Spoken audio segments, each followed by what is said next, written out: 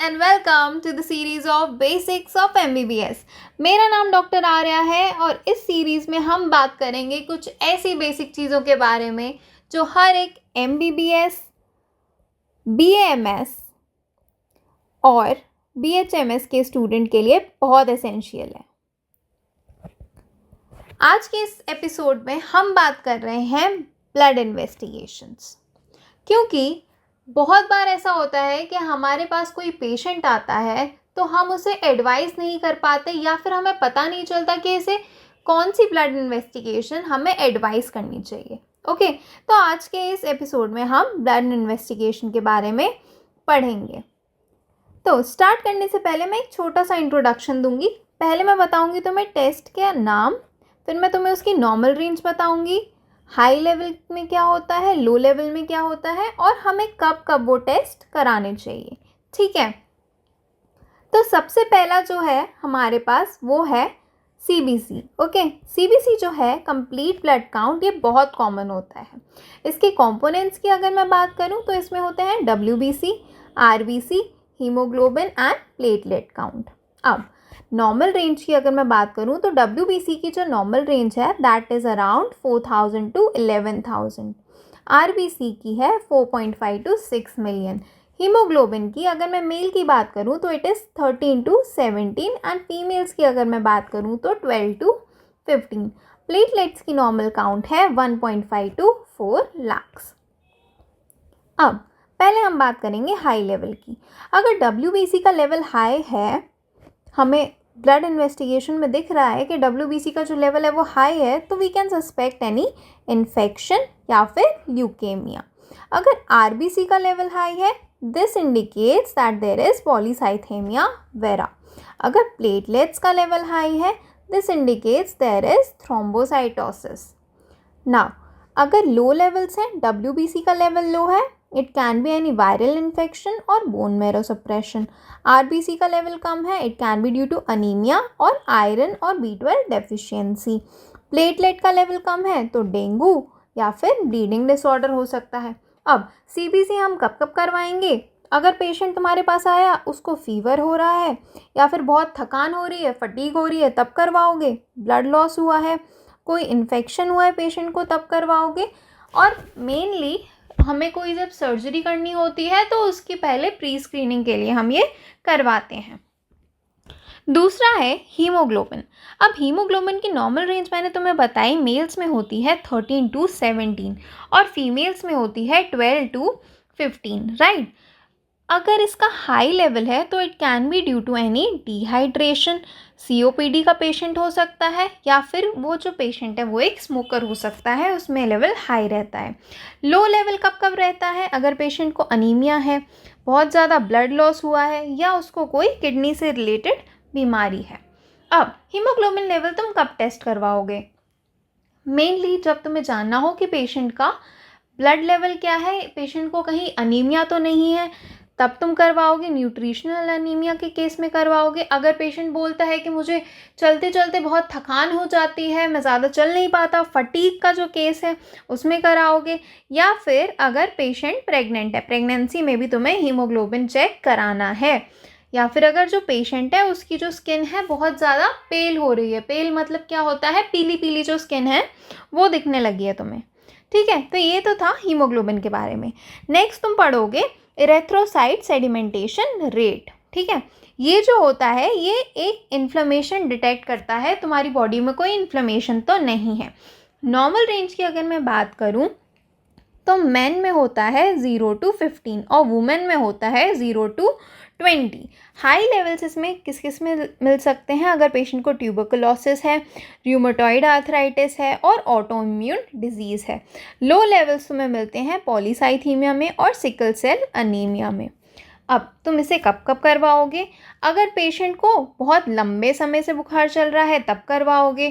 Patient के जोड़ों में दर्द हो रहा है, जॉइंट पेन हो रहा है, तब करवाओगे। या फिर किसी प्रकार की सूजन है, इन्फ्लेमेशन है बॉडी में, तब करवाओगे। ठीक है, तो ये था इरेथ्रोसाइट सेडिमेंटेशन रेट के बारे में। नेक्स्ट आता है सबसे इम्पॉर्टेंट, जो कि है फास्टिंग ब्लड शुगर। अब देखो, डायबिटीज़ की जो बीमारी है वो बहुत ज़्यादा कॉमन होती जा रही है, ठीक है। हर एक, अगर तुम घर में 4 लोग भी हो तो 4 लोगों में से एक ना एक को डायबिटीज़ की जो बीमारी है वो होगी ही।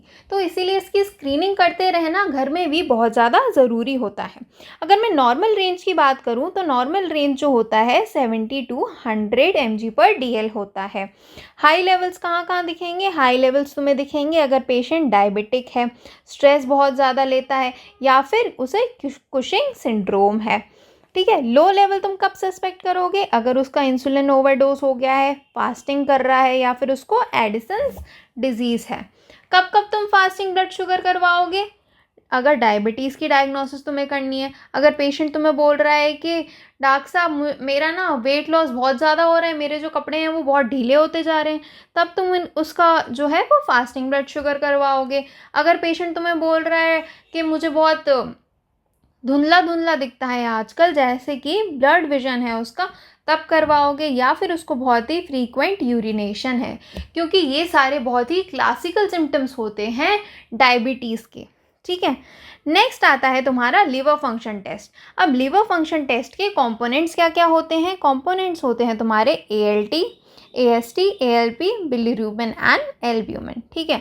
नॉर्मल रेंज की अगर मैं बात करूं, ALT का नॉर्मल रेंज होता है 7 to 56, AST का होता है 10 to 40, बिलिरूबिन का होता है 0.3 to 1.2 एंड एल्ब्यूमिन का होता है 3.5 to 5.0। हाई लेवल कब मिलेंगे तुम्हें इन सब के? अगर पेशेंट को हेपेटाइटिस है, फैटी लिवर है, या फिर सिरोसिस ऑफ लिवर है। लो लेवल कब सस्पेक्ट करोगे? अगर उसको लिवर फेलियर है या फिर माल न्यूट्रिशन है। कब कब करवाओगे तुम ये LFT? अगर पेशेंट को जॉन्डिस है, दारू बहुत ज़्यादा पीता है, अल्कोहल अब्यूजिव है, या फिर पेशेंट बोल रहा है कि मुझे बहुत ज़्यादा अब्डोमिनल पेन हो रहा है, ठीक है, तब तक तुम उसका LFT करवाओगे। LFT के बारे में हमने पढ़ लिया, अब KFT के बारे में पढ़ लेते हैं। KFT का मतलब होता है किडनी फंक्शन टेस्ट।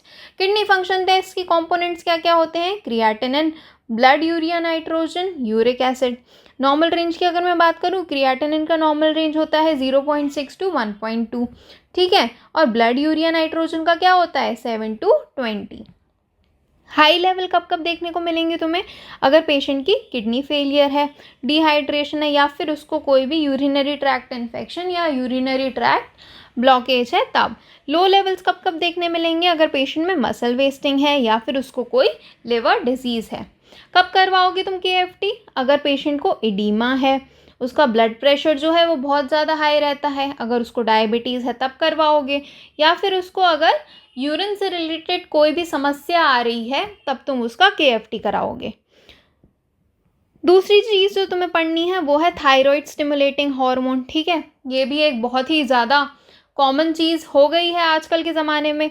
तो नॉर्मल रेंज इसकी होती है 0.4 to 4। हाई लेवल किस में देखोगे? हाई लेवल तुम देखोगे इसमें हाइपोथायरॉयडिज्म में। हाइपोथायरॉयडिज्म के फीचर्स क्या क्या होते हैं? पेशेंट का वेट गेन होगा, फटीग होगा और कॉन्स्टिपेशन होगा। अगर इन सब के साथ पेशेंट तुम्हारे पास आ रहा है, तुम उसे एडवाइस क्या करोगे? तुम उसे एडवाइस करोगे thyroid stimulating hormone level check कराने के लिए। लो लेवल है तो फिर हाइपरथायरॉयडिज्म है। इसके फीचर क्या क्या होते हैं?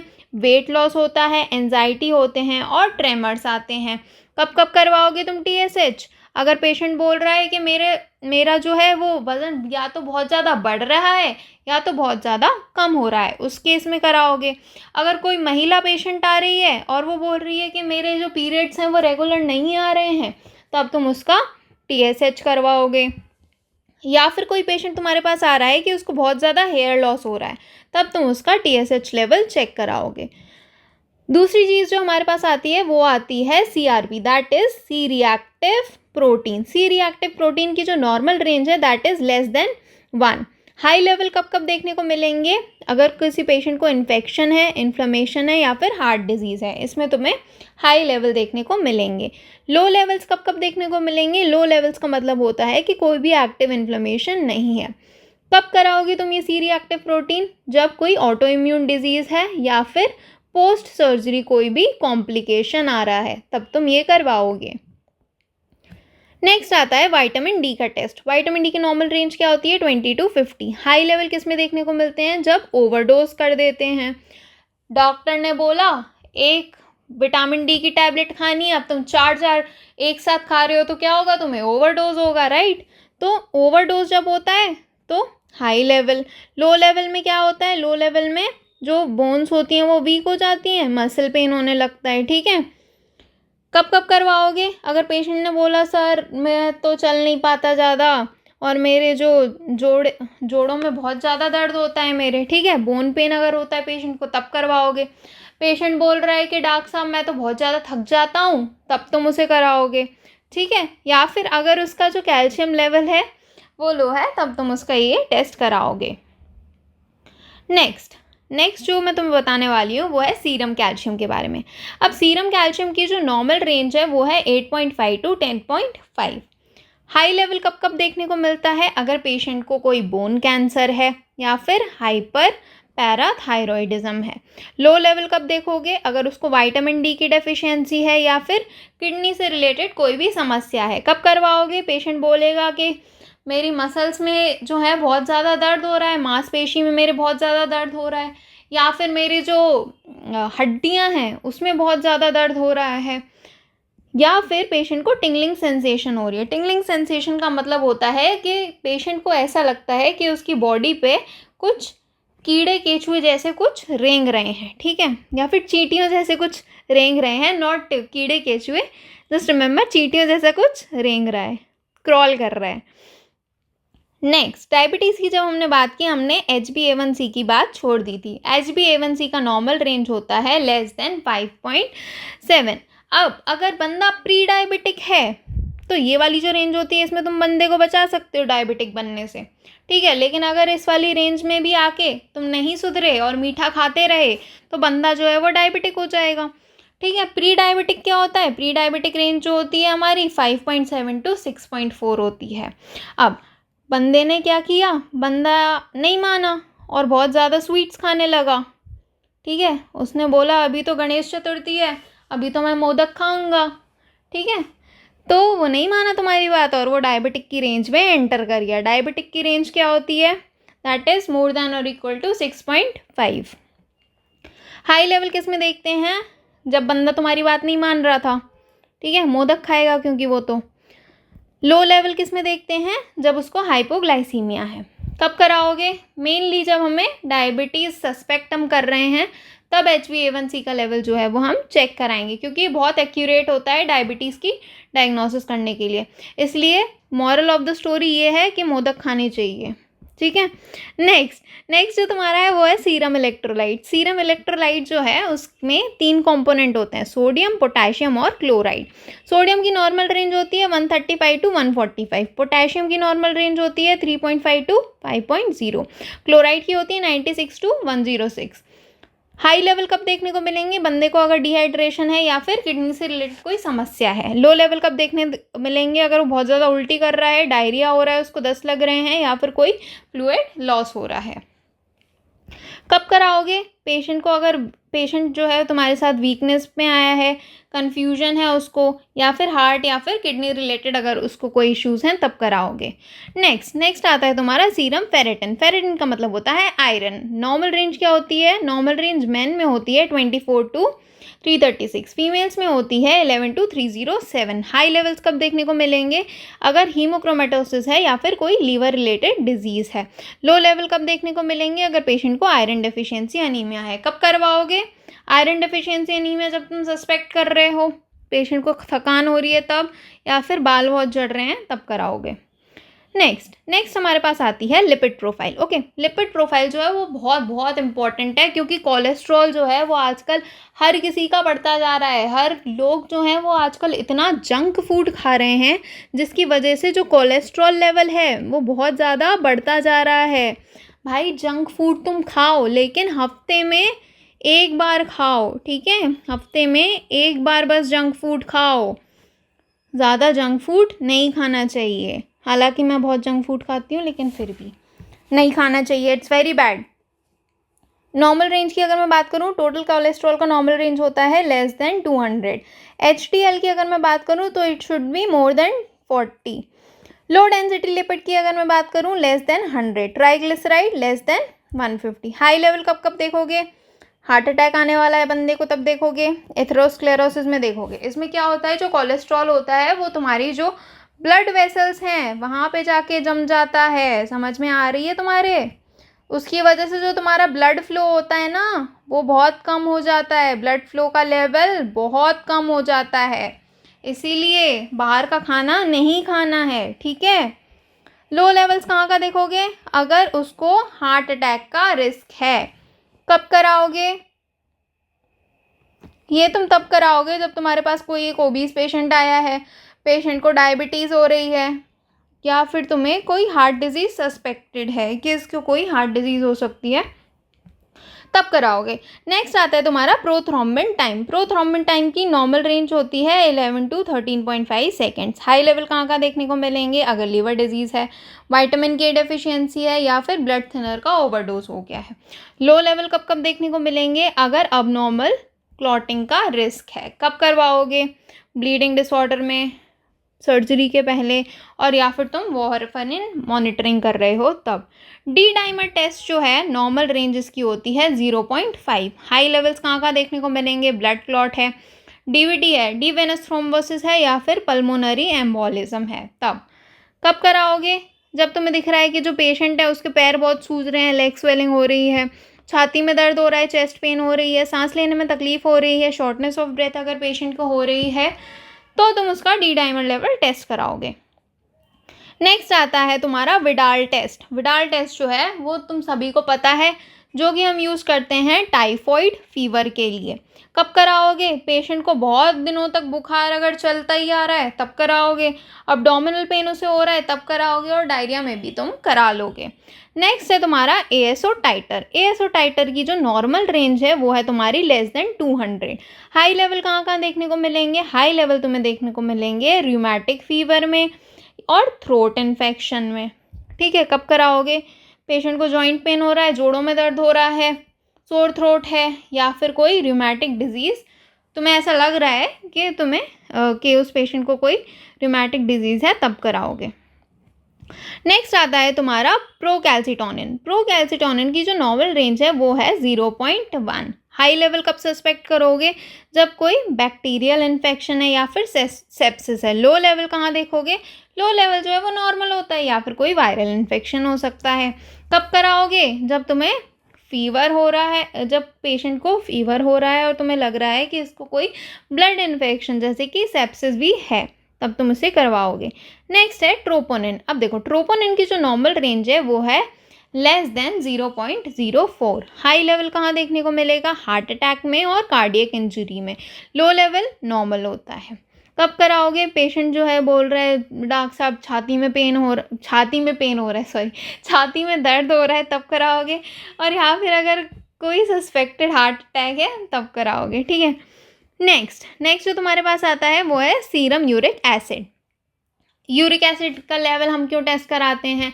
नॉर्मली हमें लगता है कि पेशेंट को जो है वो गाउट है।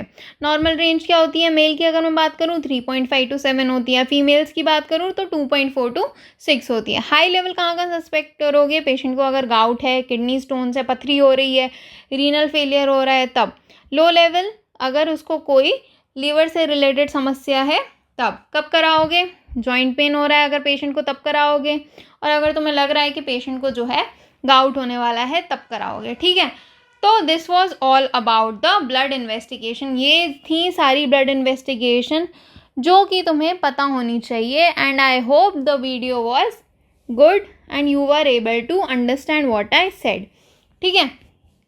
जाने से पहले एक क्वेश्चन है जिसका तुम आंसर मुझे बताओगे कमेंट सेक्शन में, ठीक है।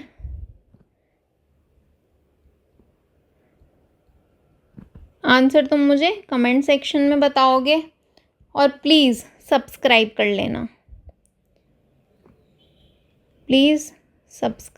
लेना, ठीक है। क्वेश्चन जो है तुम्हारे पास एक पेशेंट आया ओपीडी में अब्डोमिनल पेन के साथ, क्या इन्वेस्टिगेशन तुम कराओगे? इसका आंसर तुम मुझे कमेंट सेक्शन में दोगे कि कौन सी इन्वेस्टिगेशंस है जो तुम कराओगे। ठीक है, थैंक यू सो मच और मिलते हैं हम एपिसोड 2 में। Bye bye.